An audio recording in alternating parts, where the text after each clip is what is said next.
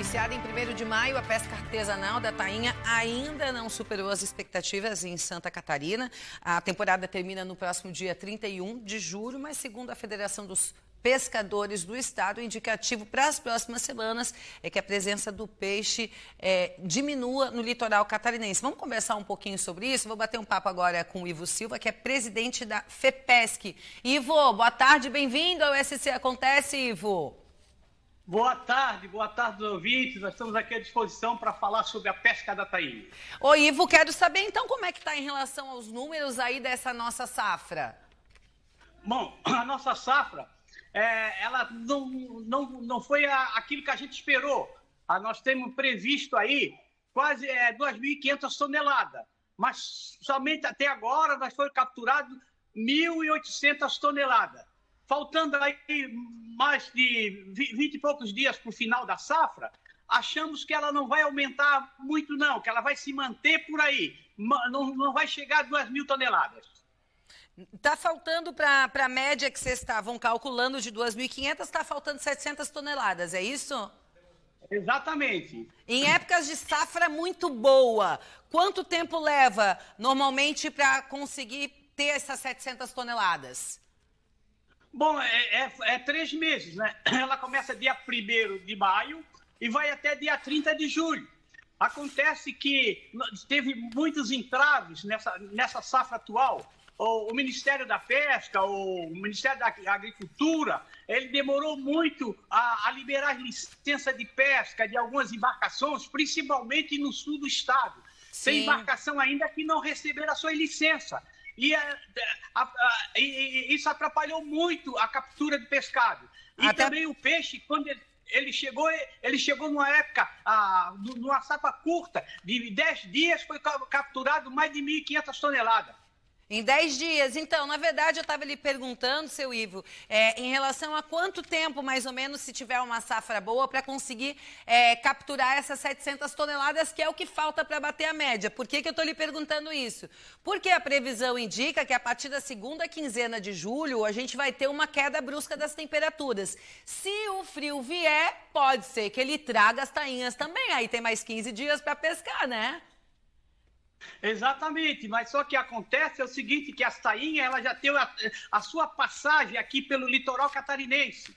E porque a pesca ela é boa quando está frio e bastante vento sul, onde traz os pescados da Lagoa dos Patos, do Uruguai. Tá? Mas esses pescados eles já ultrapassaram aqui em Santa Catarina. Por exemplo, as pescas que tem das embarcações anilhadas, que não receberam a licença, eles ficaram sem pescar. E naquela época o peixe passou tudo, e as que tiveram licença capturaram. A rede de praia também, a arrastão de praia, a que não tiveram licença, eles ficaram temerosos e não foram pescar. Então isso atrapalhou a pesca, atrapalhou a nossa previsão de 1.500 toneladas. Sim. Mas a gente acha que nós vamos capturar e sim, mas não vamos bater a meta. Mesmo que caia frio e mesmo que dê o vento sul, o peixe ele já passou, já está indo lá no norte do estado, já está indo a direção a Paraná, São Paulo, lá, Paranaguá. Então não temos mais como bater essa meta. Ô, seu Ivo, mas o que ficou faltando aí para essas licenças aí dos barcos que tiveram que ficar parados porque a licença não saiu? Por que não saiu? É que a federação já vem muito tempo solicitando que essas licenças, que a portaria, ela tem que sair 2 meses antes da safra, que aí o que faltar para a gente completar. Então, a gente já, inclusive, entramos até na justiça, mas o Ministério, o MAPA, ele fica recorrendo, e aí nunca cumpre com isso. E aí o pescador, para pescar, não é só simplesmente sair a portaria hoje e ele ir para o mar, não. Ele tem que arrumar a embarcação, tem que passar a limpar o fundo da embarcação, tem que arrumar a rede, arrumar o motor, preparar tudo, investir algum recurso para poder pescar. E às vezes eles ficaram com medo de investir porque é que não tiveram a licença e não vão poder pescar. Então, esse foi o maior problema de nós bater a nossa meta. Mas o peixe, tinha muito peixe, passou muito peixe por fora e as embarcações, às vezes, paradas, temerosas de pescar, não foram pescar e o peixe estava a seu dispor. Assim como lá no sul do estado, Balneário Gaivota, Aranaguá, Arroio do Silva, de Jaguaruna, tinha bastante peixe, mas aquelas embarcações que não conseguiram pegar licença, eles ficaram em terra, eles não foram para o mar. É o que o senhor falou, né? É uma licença que tem que vir bem antes, no máximo 2 meses antes da safra, para que os pescadores consigam se preparar, né? Não tem que ser na véspera, nem durante, muito menos no final da safra, porque aí não adianta nada. E essa licença, ela fica a cargo do governo federal, seu Ivo, é isso, né? Exatamente, é o Ministério da Agricultura e Pesca e Agropecuária. O Ministério é que libera a licença, porque até agora era o Ministério da Pesca. Foi extinto o Ministério da Pesca, e aí agora isso aí é incumbência do Ministério da Agricultura. E nós não recebemos, apesar de muita briga, foi feita manifestação na frente do Ministério e a gente não conseguiu. Tá? Nós estamos agora se preparando para que no futuro, para que no próximo ano, não aconteça igual que aconteceu esse ano. Mas Perfeito. Toda a vida é isso aqui, já há mais de 10 anos acontece isso. Sempre em cima da hora que eles deixam para fazer a licença. Não, concordo plenamente, viu, seu Ivo? Quero mandar um abraço para o senhor, para toda a comunidade pesqueira aí, não só de Florianópolis, mas de todo o nosso litoral aí. Muito obrigada pela sua participação e por representar todos aqui, viu, seu Ivo? Muito obrigada. Eu que agradeço você pelo espaço. Nós estamos aqui em São Francisco do Sul, onde a gente vai olhar que tem um pouquinho de peixe aqui ainda no final da safra. Estamos aqui reunidos com a colônia de pescadores de Joinville e de São Francisco do Sul. Um abraço a todos e quero parabenizar aí, um pouco meio atrasado, mas os pescadores catarinenses por seu dia, que passou no dia 29 de junho, que eu não tive essa oportunidade de dizer assim publicamente. Muito obrigado. Muito obrigada, seu Ivo. É bem lembrado, ele está em São Francisco do Sul, seu Ivo. Gente, olha só que legal. Um grupo de jovens catarinenses embarcou ontem para uma competição na Tailândia. Os estudantes vão representar Santa Catarina em um campeonato internacional de robótica. Olha só. Eles venceram as Olimpíadas Estadual e Nacional de Robótica e agora vão encarar o desafio internacional na Tailândia. Os moradores do sul de Santa Catarina visitaram a Casa da Agronômica e mostraram para o governador Carlos Moisés e para a primeira-dama Kessia um pouco do robô que construíram. Foram longos meses de muita preparação, de muito esforço, trabalho afinco, tanto no robô, tanto na preparação da viagem, ajustando todos os detalhes possíveis. A gente vai conhecer equipes de todo mundo, com tecnologias diferentes, ideias diferentes e que vieram tem toda uma história diferente com eles. A gente espera poder aprender muito com eles. O resultado de 3 anos já de trabalho, desde 2020, quando a gente participou como essa equipe formada, da nossa primeira competição, né? Então a gente está com um sentimento muito grande de dever cumprido e que a gente ainda tem mais esse desafio agora para cumprir, que é na competição. Então o coração está bem acelerado porque, sabe, é um negócio muito importante e agora acho que por enquanto é o ponto alto, né? Eles participaram do edital da FAPESC e foram contemplados com R$38 mil para irem para a Olimpíada Internacional de Robótica, que acontecerá de 11 a 17 de julho. A FAPESC, né, ela está olhando muito para o desenvolvimento do conhecimento no estado de Santa Catarina, né, na geração de inovação, e para isso a gente precisa motivar as pessoas, né, inspirar as pessoas e também dar condições para que elas possam estar participando, né, não só das competições, mas também de projetos de pesquisa, projetos de inovação, onde eles possam levar essa qualificação, né, e ser testada, representar o nosso estado, né, e fazer bonito aí fora do país.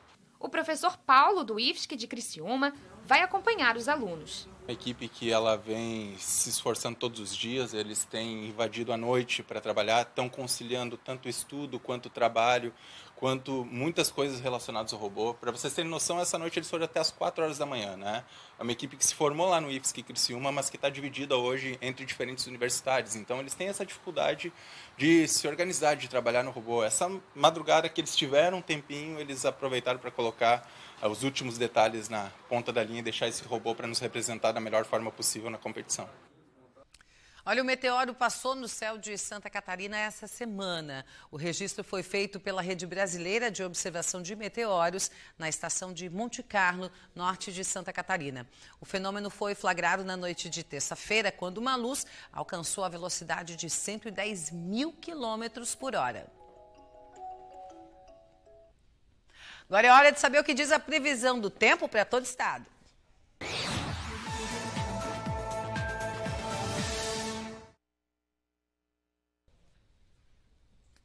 Muito bem, vou falar ao vivo agora, direto da Defesa Civil, com o meteorologista Caio Guerra. Caio, cadê você? Bota o Caio aqui, tá aqui o Caio. Oi, Caio, tudo bom, querido?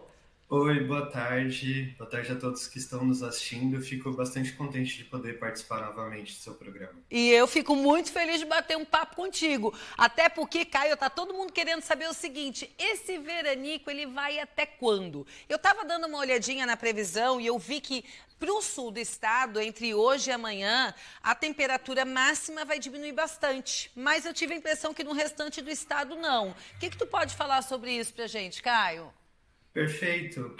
Para amanhã, a gente tem sim um sistema que passa bem afastado no oceano e ele provoca uma mudança na direção do vento para essa região sul do estado, tanto litoral sul, Grande Florianópolis, Planalto Sul, e aumenta a nebulosidade e cai um pouquinho a temperatura. Mas essa queda não é duradoura e logo no sábado e no domingo as temperaturas voltam a subir. Então, o que a gente pode esperar é que pelo menos até na segunda-feira da semana que vem, as temperaturas permaneçam bastante elevadas, né? Nessa condição que a gente está vendo de sol, calor, tempo seco, principalmente no período da tarde. Mas a partir de terça-feira, que tem um sistema um pouco mais organizado, e aí sim as temperaturas caem e a gente vai começar a observar um inverno mais típico, né? E além de cair a temperatura, vai cair com tempo seco ou vai cair com umidade e possibilidade de chuva?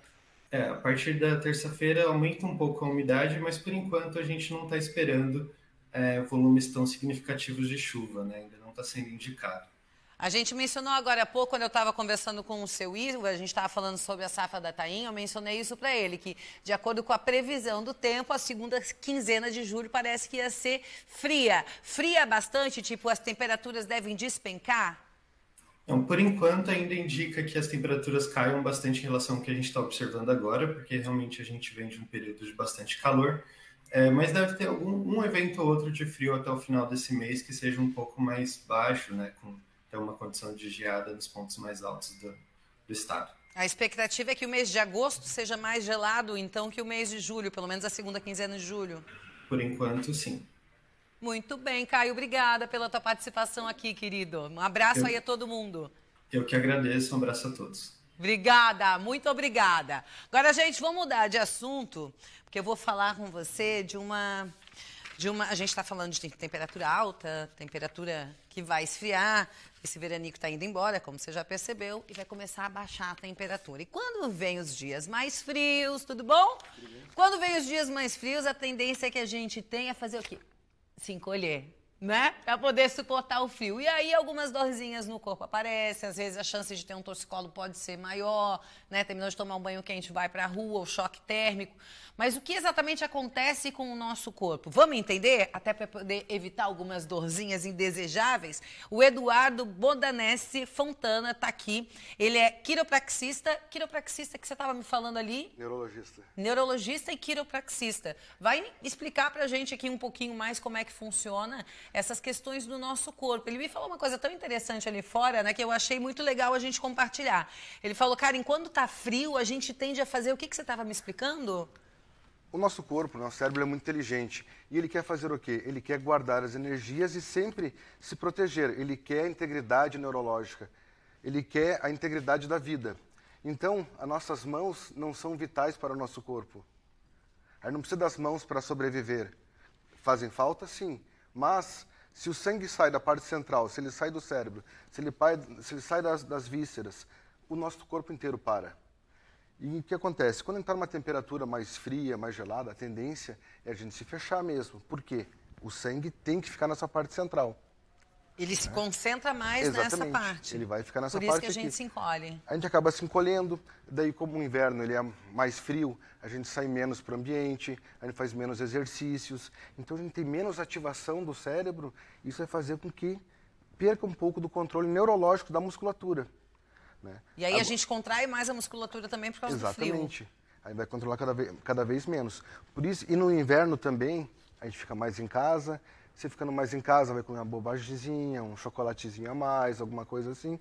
Ele vai inflamando as tuas células e vai ter resultado também na tua musculatura e nas tuas articulações. E aí, o que a gente faz? Um quiropraxista, maravilha, resolve a nossa vida. Eu vou pedir para minha linda colega aqui, que ela trabalha com a gente na área comercial, para ela sentar aqui. Esqueci teu nome, ó, Débora. Tem desses brancos, né, Débora? A pessoa, às vezes, tanta gente, tantos nomes. Minha linda, por favor. Ela vai se ajeitar aqui na maca, vai passar por esse... Ela fica de barriga para cima ou barriga para baixo? Barriga para baixo. Barriga para baixo. Ela vai ficar aqui nessa situação tão difícil de ficar recebendo uma massagem, né? Então, a gente vai querer dicas direto do quiropraxista para saber o que a gente faz. Porque o ideal é você buscar um profissional. Mas e se não der para buscar um profissional e eu tô toda travada, cheia de dor no corpo por causa do frio? O que a gente faz, Eduardo? Tá. Primeiro, a gente sempre tem que cuidar e evitar o choque térmico. Sair de uma temperatura extrema para outra extrema. Sair de um ar-condicionado e pegar um lugar, um vento sul. O que acontece dentro do nosso corpo quando a gente faz isso? Por exemplo, sair do banho quente, né, e ir para a rua. Ele vai querer gerar uma resposta, e às vezes exagerada, fazendo com que o músculo não consiga acompanhar o estímulo comandado pelo nervo. Então ele pode causar uma lesãozinha, uma tensão maior, ele trava, porque toda vez que acontece alguma coisa, ele sempre vai querer tirar mobilidade, certo? E aí a gente vem aqui para frente, a gente faz o quê? Por quê? Tem questão do equilíbrio, você não quer cair para trás, então já se fecha naturalmente.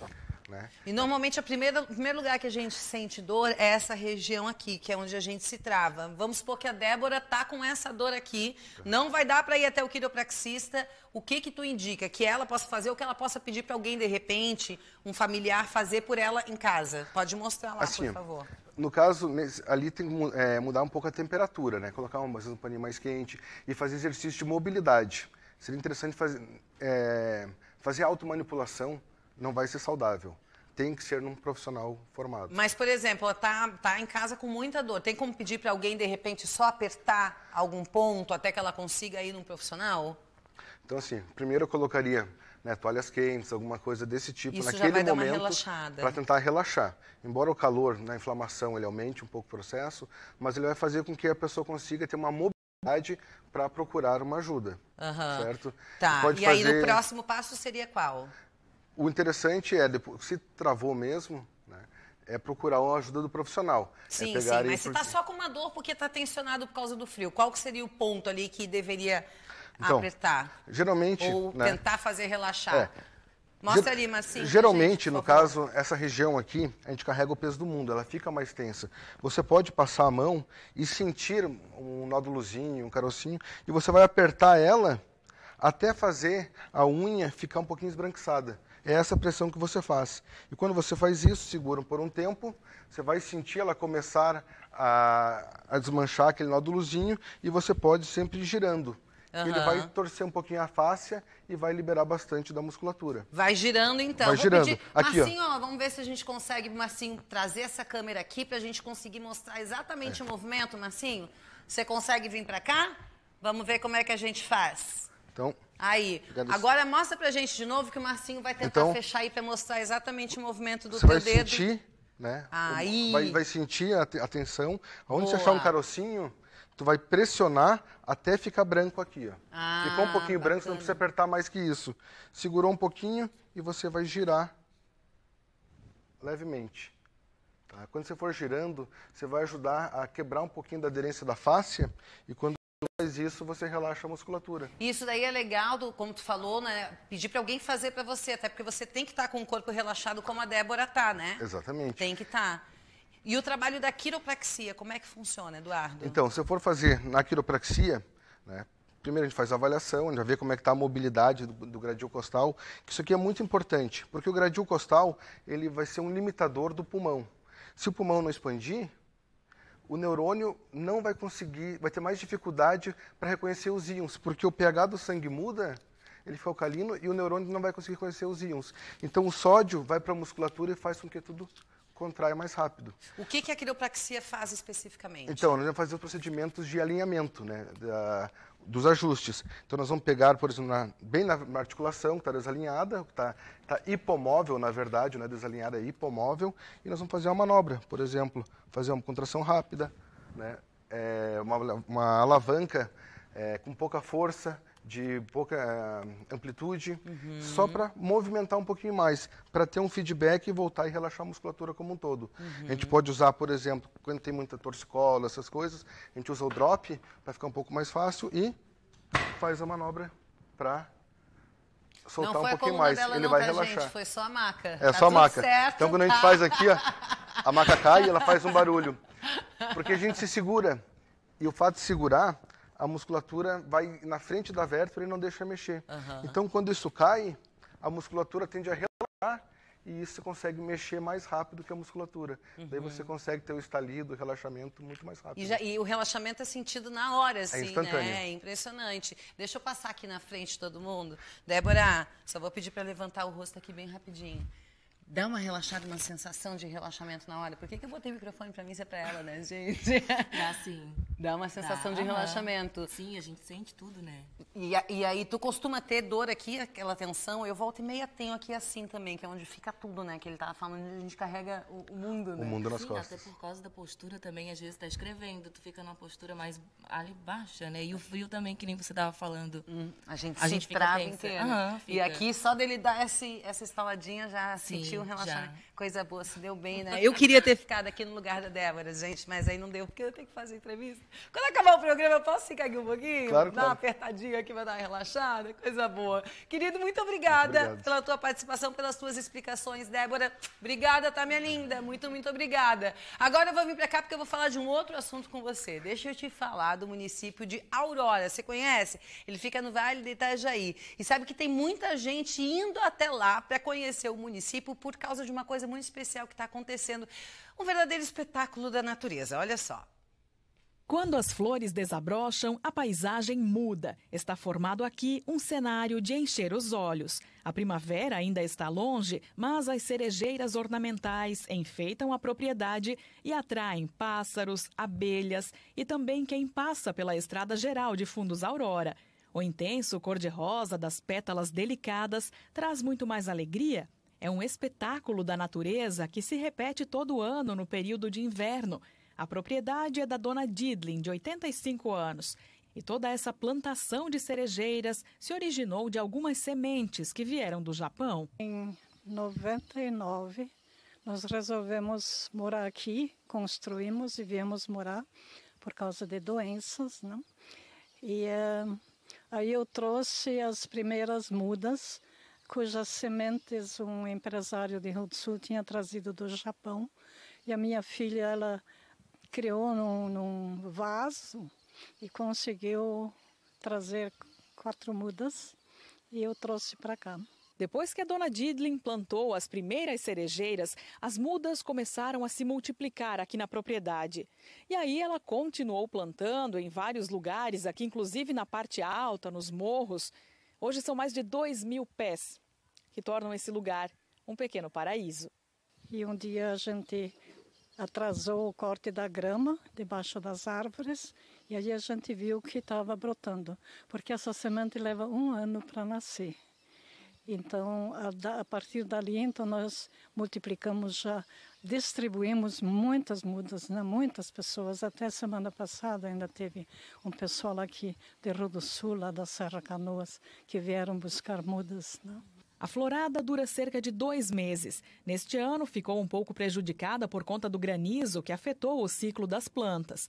O mais interessante é que a cerejeira ornamental floresce por aqui no mesmo período que no Japão, apesar de ser verão lá no hemisfério norte. Elas florescem lá, primavera, verão, e no mesmo tempo é aqui, em outono e inverno. E como elas florescem lá nessa época, aqui também. Então a gente vê que eles têm uma sincronia com os elementais, né? E se mantém dentro disso, né? Assim como nos Estados Unidos tem uma árvore que só cresce naquele local, né? Se alguém ficou interessado em apreciar esse espetáculo ao vivo e a cores, a propriedade é aberta para visitação. Muita gente vem aqui para tirar fotos e ver de perto toda essa beleza que a dona Didlin tem o privilégio de ter no quintal de casa. Eu sou terapeuta floral, né? Então as flores representam muito, muito para mim. Toda planta tem seu elemental e a gente começa a pesquisar sobre isso. E o principal é sentir, né? A flor é vida e não se vive sem isso. E a natureza nos ensina, às vezes, mais do que qualquer livro, né? Que lindo que ela falou, gente, demais. E que lugar lindo, né? Quero ir lá conhecer, tirar umas fotos lá, porque o lugar realmente é espetacular. Parabéns por tudo isso que vocês construíram. Eu vou encerrando o SC Acontece por aqui. Muito obrigada por sua companhia. Amanhã é meu último dia, hein, gente? Amanhã vocês vão conhecer a apresentadora nova, que vai assumir a apresentação da SC Acontece a partir da próxima segunda-feira. Você não vai perder.